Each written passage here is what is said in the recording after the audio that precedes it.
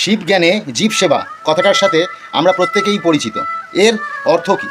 শিব জ্ঞানে অর্থাৎ ঈশ্বর জ্ঞানে জীবনের সেবা।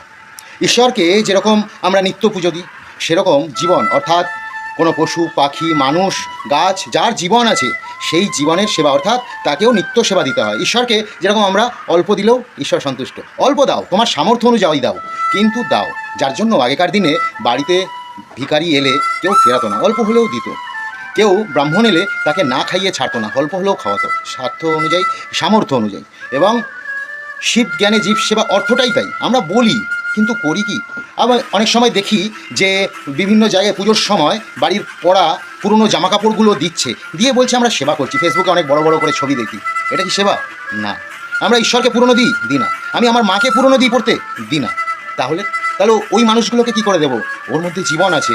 অর্থাৎ ঈশ্বর এখানে আমাকে বলছেন যে তুমি আমাকে চিন্তন করো এবং আমাকে উপলব্ধি করে তুমি প্রত্যেকটা মানুষের পাশে, জীব জানোয়ারের পাশে, গাছপালার পাশে অর্থাৎ প্রত্যেকটা জীবনের পাশে দাঁড়াও।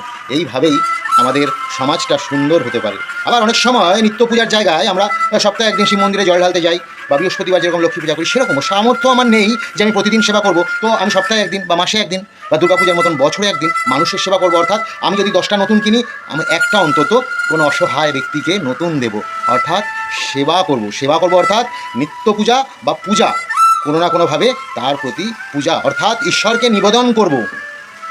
যখন আমি এটা করি তখন আমার উন্নতির পথটা আরও প্রশস্ত হয়। এটা বুঝি না বলেই আর এটা করি না বলেই আমরা দিন দিন ছোট নিউক্লিয়ার সমাজে পরিণত হচ্ছি। তার জন্যই এত বিপর্যয়। তাই আজ থেকে মনের মধ্যে এটা ঢুকিয়ে নাও যে আমরা শুধু উচ্চারণ করব না যে শিব জ্ঞানে জীব সেবা বড় বড় কথা আমি করি না, করব।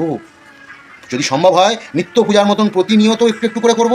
আর যদি সেটা সম্ভব না হয় সাপ্তাহিকভাবে করব। সেটাও যদি সম্ভব না হয় মাসিকভাবে, না হলে বছরে একবার অন্তত আমরা কোনো না কোনো অসহায় জীবনের সেবায় নিজেদেরকে নিয়োজিত করব। রাধে রাধে।